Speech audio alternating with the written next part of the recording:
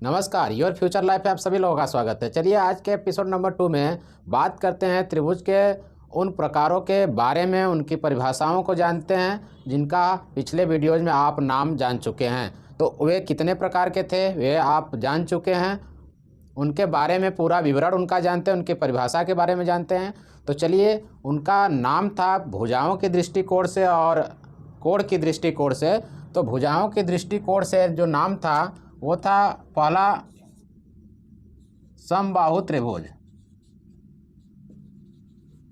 समबाहु त्रिभुज जिसे इक्विलैटरल एंगल कहते हैं, इक्विलैटरल ट्रिंगल, सॉरी गलती से एंगल बोल दिया, ट्रिंगल। ठीक है, समबाहु त्रिभुज यानी इक्विलैटरल ट्रिंगल बोलते हैं, जिसमें आपको दिखाई देगा कि तीनों भुजाएं ऑल साइड इक्वल दिखाई देंगे, उन्हें सभी तीनों भुजाएं समान दिखाई देंगे, हम उन्हें समबाहु त्रिभुज कहेंगे। अब समबाहु त्रिभुज का अर्थ यानी कि तीनों का तीनों भुजा जो होता है वह इक्वल होगा। ठीक है, तो ऐसी स्थिति में होता क्या है कि यह जब समबाहु त्रिभुज होता है यानी कि इनकी जो साइड है A B equal to B C equal to C A, जब तीनों साइड इक्वल हो जाते हैं तो तीनों एंगल भी इसके इक्वल होते हैं। ठीक है, जब तीनों साइड इक्वल होंगे तो तीनों एंगल भी इनके इक्वल होंगे, अर्थात ए बी, अब ए बी साइड है ना, तो ए बी के सामने कौन सा एंगल बन रहा है? एंगल सी बन रहा है, तो angle C equal to B C के सामने एंगल ए, जबकि इसके सामने एंगल बी बनते हैं। तो यहाँ पर एंगल क्या होंगे? सभी समान होते हैं। अब देखिए, त्रिभुज के बारे में जब हमने पढ़ा कि तीन भुजाओं से घिरी बनी हुई आकृति को जब त्रिभुज कहते हैं, तो वहाँ पे हमने जाना कि तीन भुजा होते हैं, तीन कोण होते हैं और तीन शीर्ष होते हैं। लेकिन जैसे ही हम त्रिभुज को पढ़ेंगे तो एक तथ्य को और नोट कर लेंगे जो पिछले वीडियोज में छूटा था। हमें क्या करना है? उस तथ्य को नोट करना है। तथ्य क्या है कि त्रिभुज के तीनों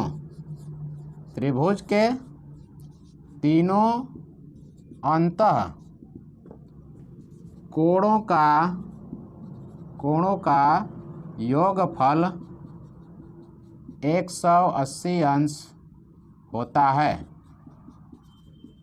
बात को समझिएगा, त्रिभुज के तीनों अंतःकोण, कोई भी त्रिभुज बने, ABCD कोई भी त्रिभुज बनेगा, आपको 6 प्रकार की त्रिभुज बताया गया है, 3 कोण की दृष्टि से, अकॉर्डिंग टू एंगल और अकॉर्डिंग टू साइड, यानी त्रिभुज के तीनों अंतःकोणों का योग 180 ही होगा। यह संभव है, सदैव होता है, इसमें कोई भी दो राय नहीं। जहाँ भी त्रिभुज आ जाए वहाँ पर आपका एक बार दिमाग जरूर जाना चाहिए, कहीं ऐसा तो नहीं कि जो सवालें लगानी है उसमें इन तीनों को जोड़ने पर 180 अंश आ जाए तो हमारी सवाल क्या हो, सॉल्व हो जाए। तो क्लासिफिकेशन जो साइड के अनुसार किया गया था उसमें पहला यही है कि तीनों भुजा बराबर हो गए। जब तीनों भुजा बराबर हो गए तो तीनों कोण भी बराबर हो गए। तो जब तीनों कोण बराबर हो जाएंगे तो समबाहु त्रिभुज के प्रत्येक कोण, समबाहु त्रिभुज के प्रत्येक कोण 60 अंश के होते हैं। आप समझ सकते हैं कि जब हम 3 का डिवाइड करेंगे तो 60 आएगा, यानी 60 अंश के तीनों होंगे तो हमारा 180 हो जाएगा, अर्थात तीनों बराबर यानी 60 अंश के होंगे। जब भी समबाहु त्रिभुज की बात आती है तो वहाँ तुरंत दिमाग में आपको बात घुस जानी चाहिए, तुरंत आ जानी चाहिए यह तथ्य कि समबाहु त्रिभुज जब होगा तो उसका प्रत्येक कोण 60 अंश का होगा और उसके द्वारा जो है सवाल में आपको ज़्यादा सहायता मिलेगी उसको सॉल्व करने में। तो समबाहु त्रिभुज के बारे में आप अच्छी तरीके से जान गए होंगे। तो ये जो 60 अंश के जब कोण हो जाते हैं समबाहु त्रिभुज के, जब ये तीनों कोण 60 के हो जाते हैं तो अकॉर्डिंग टू एंगल अगर यदि इसको देखें, ये हम समबाहु त्रिभुज के बारे में बात कर रहे थे। जब समबाहु त्रिभुज के बारे में बात करेंगे तो यहाँ पर क्या होगा कि सभी कोण 60 अंश के होंगे। तो यहाँ से एक और फैक्ट निकलता है, अकॉर्डिंग टू एंगल हम इसी त्रिभुज को किस अनुसार देखें, किस दृष्टि से देखें, एंगल कोण की दृष्टि से जब देखेंगे तो यह न्यून कोण त्रिभुज बताएगा। यह कौन सा त्रिभुज बताएगा? न्यून कोण त्रिभुज बताएगा। न्यून कोण त्रिभुज इसको इसलिए कहेंगे कि इसका प्रत्येक कोण न्यून कोण है, एक्यूट एंगल है। सभी कोण क्या दिखाई दे रहा है? एक्यूट एंगल दिखाई दे रहा है, इसलिए इसको न्यून कोण त्रिभुज भी कहेंगे। लेकिन न्यून कोण त्रिभुज कोई ज़रूरी नहीं है कि वह समबाहु त्रिभुज ही हो, ठीक है। तो अभी इसकी चर्चाएं होंगी, लेकिन इसको अभी यहाँ समझ लें कि इसको हम न्यून कोण त्रिभुज भी कह सकते हैं। इनकी तुलनाएं की जाएंगी, इनके बारे में पूरी विवरण आपको दी जाएंगी। तो इस चलते हैं इसके आगे कि इस तथ्य को नोट जरूर कर लेना, त्रिभुज के तीनों अंतःकोणों का योगफल 180 अंश होता है, 180। The sum of 3 angle of triangle is 180। अब समबाहु के बाद आता है दूसरा, कौन सा आता है? समद्विबाहु। समद्विबाहु आएगा। समद्विबाहु जिसे हम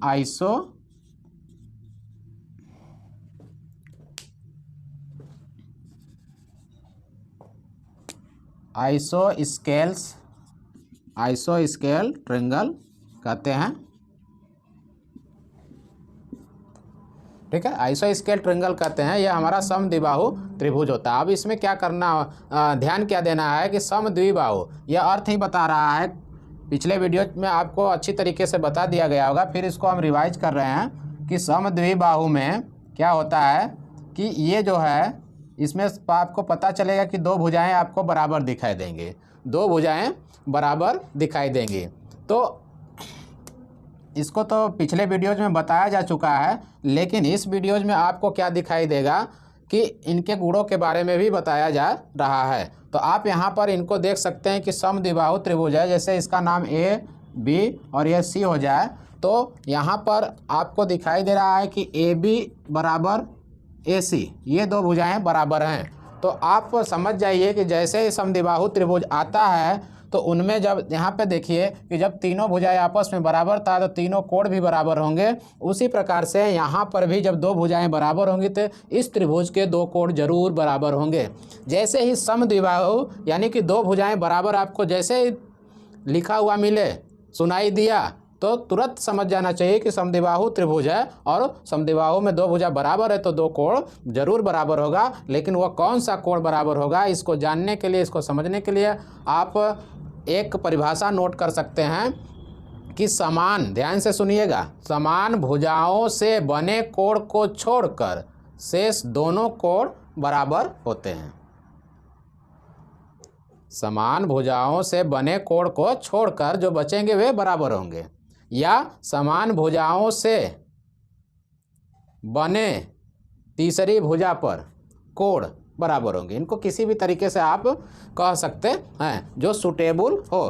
तो यहाँ पर समान भुजाओं से, या ये कहें कि समान भुजाओं के सम्मुख कोण आपस बराबर होते हैं, क्योंकि यहाँ पर हमने बताया था कि इसके सामने वाला कोण कौन सा है, इसके सामने वाला कोण कौन सा है। तो उसी प्रकार से हम देख सकते हैं कि ए बी के सामने वाला कोण कौन सा है, कोण है सी, और ए सी के सामने वाला कोण है बी। यानी यहाँ पर आपको दो एंगल बराबर बराबर दिखाई दे रहे हैं। तो आप यह समद्विबाहु त्रिभुज को आसानी से समझ लीजिए कि समद्विबाहु त्रिभुज उसे कहते हैं जिनमें दो भुजाएं आपस में बराबर होती हैं। और जैसे ही समद्विबाहु त्रिभुज में दो भुजाएं बराबर होती हैं, अर्थात उनके गुण में एक और तथ्य जुड़ जाता है कि जब दो भुजाएं बराबर होंगी तो दो कोण भी बराबर होंगे। इनको हम इजली, कहीं भी सवाल लग रहा हो तो वहाँ पर इस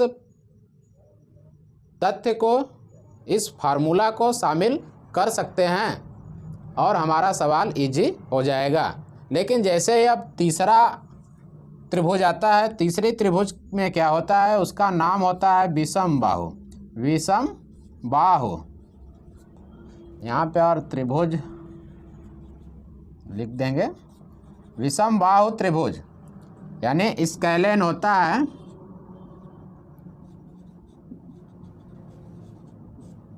विषम बाहु त्रिभुज स्केलेन में होता क्या है कि स्केलेन, विषम बाहु यह बता ही रहा है विषम बाहु, यानी कोई भी भुजा सम नहीं है, कोई भी भुजा आपको समान दिखाई नहीं दे रहा है, इसलिए इसको हम विषम बाहु त्रिभुज कहेंगे। अर्थात विषम बाहु का में क्या होगा कि यहाँ पर जो भी बनाया जाएगा त्रिभुज, उसमें तीनों भुजाएं आपस में बराबर दिखाई नहीं देंगी। जो भी हमारा ABC, कुछ भी PQR, जो भी ट्रायंगल बन रहा है, इसमें कोई भी भुजा आपस में बराबर नहीं होंगी। ये भी not equal to BC, not equal to CA, अर्थात AB के सामने का एंगल है C, not equal to A, angle A not equal to angle B। ठीक है,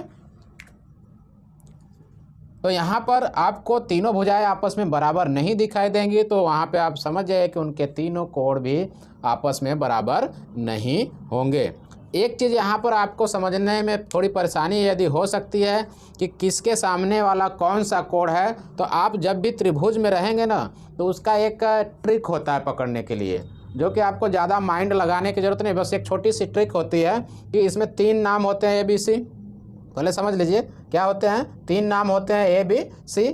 अब 3 नाम में से जिस भुजा का नाम लिया जाता है और उसके सामने का कोण पकड़ना हो, तो सिंपल सा फंडा है कि इसमें 3 नाम में से जो नाम गायब होगा वही वाला एंगल उसके सामने का बनेगा। आपको क्लियर समझ में आ चुका होगा कि जो नाम गायब होगा वही क्या होगा, उसके सामने वाला। आप देख सकते हैं यहाँ पर भी AB में कौन गायब है, C गायब है, क्योंकि ABC 3 ही ना होगा, 3 ही नाम होगा, तीनों में से AB है, AB भुजा है, और तीसरा क्या है, C पॉइंट जो है गायब है, C का नाम गायब है, तो देख सकते हैं इसके सामने C है। यदि कोण के सामने वाली भुजा को पकड़ना हो तो सिंपल सा फंडा यही वाला रूल अपनाएंगे कि हमारा एंगल B के सामने वाली कौन सी भुजा होगी, उस भुजा में B का नाम नहीं होगा। अब इस B को छोड़ दीजिए, जो नाम बचा उसको ले लीजिए, और फिर उसको ध्यान से आप देख लीजिए, ओ ये वाली है, समझ में आ जाएगा। एकदम ईजी सा फंडा है। ये ट्रिक्स जो होते हैं ना, बहुत ही आपको मदद करेंगे, बहुत ही ज़्यादा। कहीं भी त्रिभुज होगा उसमें आपको मदद करेगा। त्रिभुज में हम चतुर्भुज की बातें नहीं कर रहे हैं, त्रिभुज की बातें, क्योंकि और सब में अलग अलग ट्रिक्स होते हैं। तो चलिए, ये तो आप जान लिए कि समबाहु, समद्विबाहु और विषम बाहु ये क्या है। इसका त्रिभुज जो है ट्राइंगल का क्लासिफिकेशन किया गया है अकॉर्डिंग टू साइड। अब अकॉर्डिंग टू एंगल भी हम जान लेते हैं कि क्या होता है। तो अकॉर्डिंग टू एंगल जो होता है वो भी 3 प्रकार के बताए गए हैं। उसमें कुछ जो चीज़ें होती हैं वो आपको लगभग सारी चीज़ें बता दी गई होंगी आपको पिछले वीडियोज में। तो एक बार मैं वहाँ पे आपको फोकस कर दे रहा हूँ, एक नज़र फिर से देख लीजिए कौन कौन सा त्रिभुज था। आपका त्रिभुज था समकोण त्रिभुज, समकोण त्रिभुज था। इसको इंग्लिश में समकोण को राइट एंगल कहते हैं, तो इसलिए राइट एंगल लिख देंगे, इसमें डी लगा देंगे, राइट एंगल ट्रायंगल हो जाएगा। ठीक है, इसके नाम में ज़्यादा झमेला नहीं होता है। समकोण होता है जिसमें एक कोण समकोण होना चाहिए, ऐसे 90 डिग्री का दिखना चाहिए, यह हो गया समकोण। एक कोण होना चाहिए और बाकी 2 कोण आपको न्यून कोण यानी एक्यूट एंगल ही दिखाई देगा। दूसरा हमारा होता है, दूसरा क्या होता है, न्यून कोण त्रिभुज होता है, न्यून कोण त्रिभुज।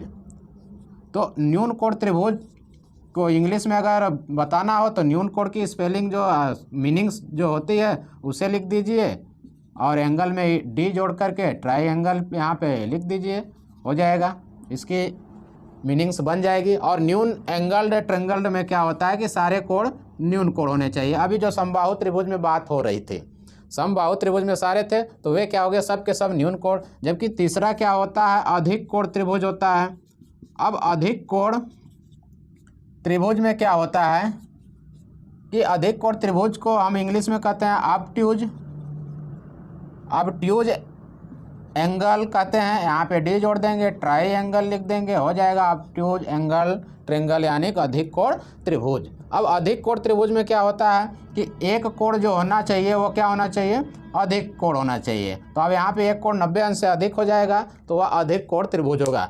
एक तथ्य दोनों में, तीनों में आप ध्यान से देखेंगे कि न्यून कोण जो है, न्यून कोण एक्यूट एंगल सब में है, सब में है। यदि तीनों होगा तब न्यून कोण त्रिभुज कहलाएगा। लेकिन यहाँ पे देखें, यहाँ भी कम से कम दो त्रिभुज में कम से कम दो न्यून कोण होंगे ही होंगे। अधिक से अधिक तीन हो सकते हैं लेकिन कम से कम होंगे। लेकिन अधिक कोण कम से कम एक हो सकते हैं, या समकोण की बात करें तो वो भी कम से कम एक ही होंगे, एक से अधिक नहीं हो सकते। क्यों? क्योंकि अगर तीनों का योग जो होना चाहिए वह 180 अंश के बराबर ही होना चाहिए, और नहीं तो वे त्रिभुज बनेंगे ही नहीं। अब जैसे दिमाग में बातें आ सकती है कि क्यों त्रिभुज के तीनों कोणों का योग 180 अंश होता है, क्यों? तो जब हम त्रिभुज बनाएंगे और तीनों कोणों को मापेंगे और माप करके जोड़ेंगे तो वह 180 अंश ही आएगा, चाहे किसी भी प्रकार का त्रिभुज क्यों ना बना लें। आप किसी भी प्रकार का त्रिभुज क्यों ही ना बना लें, आपको जो है जब तीनों माप कर जोड़ेंगे तो त्रिभुज के तीनों कोणों का योग 180 अंश ही आएगा, न एक अंश अधिक न एक अंश कम। अगर आप गलत करेंगे तो बात अलग है, यानी कि गलत तरीका लगा लिए या मापने में गलती कर दिया, अरे 180 से कम आ गया 180 से अधिक, नहीं, सही सही जो भी कार्य होता है उसका एकदम सही सही काम होगा, तब जा कर के क्या होगा, तब जाकर के आपको यहाँ पे फैक्ट जो बताई जाती है सब सारी की सारी समझ में आएंगी। चलिए, ये तो बात हो गई इनकी परिभाषाओं के बारे में, आपने समद्विबाहु, समबाहु और विषमबाहु के गुणों के बारे में जाने। लेकिन अब ये जो हमारे 6 प्रकार के हैं, एक 3 कोण की दृष्टिकोण से और 3 जो है भुजा की दृष्टिकोण से है, तो इन दोनों में क्या आपस में संबंध भी हो सकते हैं, इन दोनों में क्या संबंध हो सकते हैं। तो अब आप देखिए कि जब हम समबाहु त्रिभुज बनाएंगे, कौन सा त्रिभुज बनाएंगे, समबाहु, सभी भुजा बराबर होंगी तो सभी कोण भी बराबर होंगे, अर्थात 60-60 अंश के ही होंगे, जो आपको बताया जा चुका है। तो यह जब समबाहु त्रिभुज होगा तो जितने भी समबाहु त्रिभुज आपको मिलेंगे, जितने भी समबाहु त्रिभुज यानी कि जितने भी मिलेंगे तो उनका एंगल 60 डिग्री ही होगा, चाहे वो बड़ा बनाइए चाहे छोटा बनाइए, उनके साइड पे डिपेंड नहीं करेगा।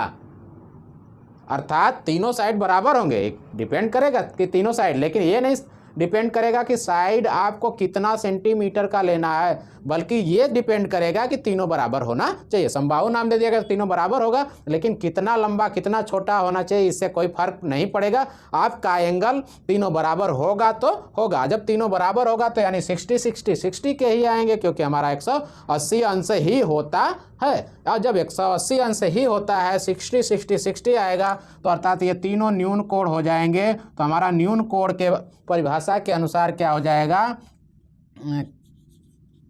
कि हाँ, इन्हें हम न्यून कोण त्रिभुज कहेंगे। सारे के सारे न्यून कोण दिखाई दिए तो इसलिए इन्हें न्यून कोण त्रिभुज कहेंगे। अब न्यून कोण त्रिभुज कहेंगे, ठीक है। चलिए, अब कोई हम विषम बाहु त्रिभुज ले रहे हैं, विषम बाहु त्रिभुज ले रहे हैं। अब विषम बाहु त्रिभुज कितने प्रकार के बन सकते हैं आप देख सकते हैं, कुछ ऐसे बन सकते हैं। तो आपको यहाँ पे दिखाई दे रहा होगा कि लगभग ये तीनों आपस में बराबर नहीं है, लेकिन इनके जो कोण हैं ये सब के सब न्यून कोण त्रिभुज हैं, न्यून कोण हैं, तो इसलिए हम इसे भी इसी के श्रेणी में डाल देंगे, न्यून कोण त्रिभुज के श्रेणी में डाल देंगे। अब देखिए, समबाहु त्रिभुज, विषम बाहु त्रिभुज ये भी हो सकता है, ऐसे भी हो सकता है। यहाँ पे यह क्या हो गया, 90 अंश का हो गया। तो अब यह जब 90 अंश का हो गया तो ये तो समबाहु है, यह समबाहु है, ये कौन सा त्रिभुज है, समबाहु है, ये भी, और सॉरी विषम बाहु है, लेकिन यह विषम बाहु होते हुए भी यह समकोण है। क्या है, समकोण त्रिभुज है। कौन सा त्रिभुज है, समकोण। ये कौन सा त्रिभुज हो गया, समकोण त्रिभुज हो गया।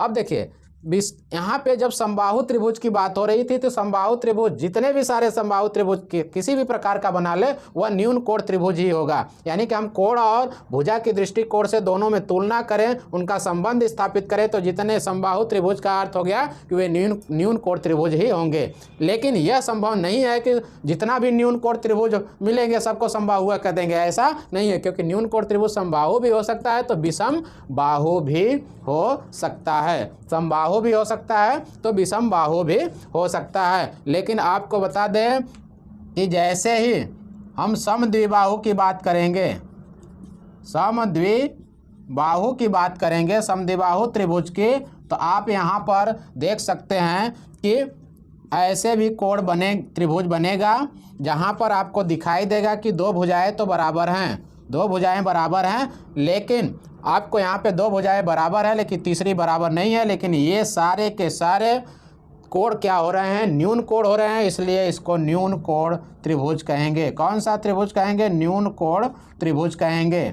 अब देखिए, अब बात यहाँ पे आई ना मजेदार कि न्यून कोण त्रिभुज समबाहु भी हो सकता है, न्यून कोण त्रिभुज विषम बाहु भी हो सकता है, और न्यून कोण त्रिभुज जो है न्यून कोण त्रिभुज कौन सा हो सकता है? समद्विबाहु हो सकता है। कौन सा हो सकता है? समद्विबाहु।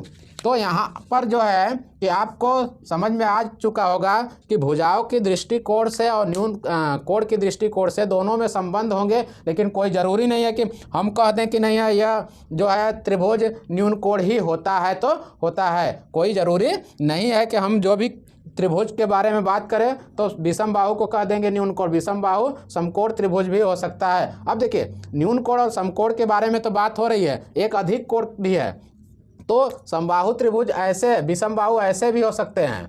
आप देख सकते हैं कुछ फिगर इस प्रकार से, आपको एकदम समझ में आ रहा होगा कि यहाँ पर तीनों भुजाएं जो है आपस में बराबर नहीं हैं, लेकिन यह एक कोण अधिक कोण हो गया, इसलिए इसको हम अधिक कोण त्रिभुज कहेंगे, अधिक कोण त्रिभुज कहेंगे। तो अब देख सकते हैं कि विषम बाहु त्रिभुज जो है वह न्यून कोण त्रिभुज भी हो सकता है, समकोण त्रिभुज भी हो सकता है और अधिक कोण त्रिभुज भी हो सकता है, लेकिन समबाहु त्रिभुज दूसरा नहीं, केवल न्यून कोण त्रिभुज ही होगा। अब समद्विबाहु के त्रिभुज के बारे में बात हुई तो अभी देखे हैं हमने एक प्रकार का कि न्यून कोण त्रिभुज के बारे में देखे हैं। किसके बारे में? क्या यह न्यून कोण ही हो सकता है, समकोण नहीं हो सकता? तो देखेंगे कि हम जब ऐसे देख रहे हैं तो यहाँ पे ये दोनों भुजा बराबर है और ये क्या हो गया? समकोण हो गया, तो इसलिए इसको भी समकोण त्रिभुज कह सकते हैं। एक आपको समझ में आ ही रहा होगा कि ये दोनों भुजाएं बराबर है और ये 90 अंश का, तो ये समकोण त्रिभुज कह सकते हैं। तो क्या ये अधिक कोण त्रिभुज नहीं हो सकते? हो सकते हैं। अब देखिए, ये जो भुजा है और ये भुजा है बराबर खींच दे और इसको मिला दे और ये क्या हो गया? अधिक कोण हो गया कि नहीं हो गया? यह इसके श्रेणी में भी आ गया और ये इसमें भी जा रहा है, इसमें भी जा रहा है और यह इसमें भी जा रहा है। अर्थात आप ध्यान से देखिए कि समबाहु केवल न्यून कोण बता रहा है, लेकिन विषम बाहु न्यून कोण, समकोण और अधिक कोण तीनों बता रहा है, लेकिन समद्विबाहु भी तो न्यून कोण, समकोण और अधिक कोण तीनों बता रहा है। यानी कि केवल समबाहु त्रिभुज ही ऐसा त्रिभुज है भुजाओं की दृष्टिकोण से कि वह न्यून कोण त्रिभुज हो सकता है, लेकिन विषम बाहु और समद्विबाहु ऐसे त्रिभुज है वे कि एक ही प्रकार का त्रिभुज कोण की दृष्टि से सभी प्रकार का कोण हो सकता है, और समद्विबाहु त्रिभुज भी एक ही प्रकार का त्रिभुज कहा जाएगा, लेकिन कोण की दृष्टि से तीनों त्रिभुज के जैसा दिख सकता है। तो अर्थात ये भी कह सकते हैं कि न्यून कोण त्रिभुज भी, इसमें एक समबाहु त्रिभुज को केवल न्यून कोण त्रिभुज कहेंगे, लेकिन कोण की दृष्टि से न्यून कोण त्रिभुज को तीनों कोण के जैसा दिख सकता है। समबाहु भी हो सकता है, विषम बाहु भी हो सकता है और समद्विबाहु भी हो सकता है, लेकिन समकोण त्रिभुज और अधिक कोण त्रिभुज आपको समबाहु और समद्विबाहु ही हो सकता है। कभी भी समकोण त्रिभुज और अधिक कोण त्रिभुज समबाहु त्रिभुज नहीं हो सकता। आप इसको ध्यान से समझ चुके होंगे कि समकोण त्रिभुज और अधिक कोण त्रिभुज कभी भी समबाहु त्रिभुज नहीं हो सकता। क्यों? क्योंकि समबाहु त्रिभुज कभी भी समकोण और अधिक कोण नहीं होगा। कारण इसका यही है कि ये इनका तीनों एंगल बराबर होगा, अर्थात 60 होगा, तो कभी भी समकोण उसका हो ही नहीं सकता, अधिक कोण हो ही नहीं सकता, तो समकोण त्रिभुज या अधिक कोण त्रिभुज होने की संभावना नहीं है। लेकिन इनके भुजाओं के अनुसार जो है कि ये तीनों कोण बनना संभव है। यहाँ पे तीनों न्यून कोण, यहाँ पे एक सम कोण, यहाँ पे एक अधिक कोण, इसमें भी उसी प्रकार से बनना संभव है। इसलिए आपको यहाँ पे आप एक बार फिर ध्यान से सुन लीजिए कि समबाहु त्रिभुज न्यून कोण त्रिभुज हो सकता है, लेकिन सभी समबाहु त्रिभुज न्यून कोण त्रिभुज हो सकता है, लेकिन सभी न्यून कोण त्रिभुज समबाहु नहीं होगा, क्योंकि न्यून कोण त्रिभुज समबाहु भी हो सकता है, विषमबाहु भी हो सकता है, समद्विबाहु भी हो सकता है। एक यही कोण है, एक यही त्रिभुज है कोण की दृष्टि से कि जो भुजा की दृष्टि से तीनों त्रिभुजों में आ सकता है, लेकिन भुजाओं की दृष्टि से दो त्रिभुज ऐसे हैं जो कोण की दृष्टि से तीनों त्रिभुजों के रूप में हो सकते हैं, लेकिन समकोण त्रिभुज और अधिक कोण त्रिभुज कभी भी समबाहु नहीं होगा, विषमबाहु और समद्विबाहु हो सकता है। इन फैक्टों को आप अच्छे तरीके से रीड करें, आप नोट करें, इनको एक एक लाइन जो मैंने बोला है, एक एक लाइन को आप नोट करिए। आप अच्छे तरीके से जब इस नोट को बनाएंगे तो आपको पूरी सारी चीज़ें समझ में आ जाएंगी। इसको बाकायदे लिखिए, जो मैंने बातें बोली आप वीडियो को पॉज करके रोक करके उनको लिखिए, ध्यान से देखिए, लिखिए, सुनिए, लिखिए, पूरा नोट तैयार करिए और फिर से बार बार वीडियोज़ को पढ़िए। हो सकता है कि आपको नोट बनाने में दिक्कत हो, नोट नहीं भी बना पा रहे हैं तो पहले वीडियोज़ को एक बार, दो बार, तीन बार रिपीट करके देखेंगे, आपको समझ में आ जाएगा। कहीं पर त्रुटि आपको समझ में आएगी, कहीं पर भी मिस्टेक समझ में आ रहा होगा तो वो दोबारा देखने पर आ जाएगा। वैसे तो हमें आशा है कि आप एक बार यदि ध्यान से पूरा विधिवत मन लगा करके वीडियोज को देखेंगे तो आपको ऐसा हो ही नहीं सकता कि ये सब सारी चीज़ें समझ में न आए। मैंने बहुत से लोगों को देखा हूँ पढ़ते समय ध्यान बुक्स पे रहेगा और कहीं और भी रहता है। कुछ वीडियोज़ को देखेंगे तो आधी बात को देखेंगे, आधी बात को सुनेंगे और आधी बात को सुनेंगे ही नहीं, तो कहाँ से समझ में आएगा। तो पूरी बात को सुनना ज़रूरी है। तो चलिए इस वीडियो में बस इतना ही। अब एक एक त्रिभुज के गुणों से रिलेटेड सवालों के बारे में बात की जाएंगी। एक एक त्रिभुज में जो एंगल्स के बारे में बात हो रही हैं, उन एंगल्स पर कैसे आधारित सवाल होंगे, उनको कैसे आप लगा सकते हैं, इन सारी सवालों के बारे में बात होगी।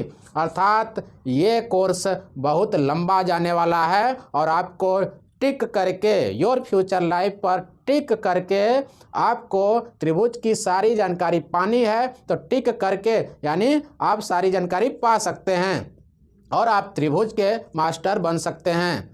आप मास्टर त्रिभुज के अवश्य बन सकते हैं जब सारी वीडियोज़ को आप अच्छे तरीके से देखेंगे।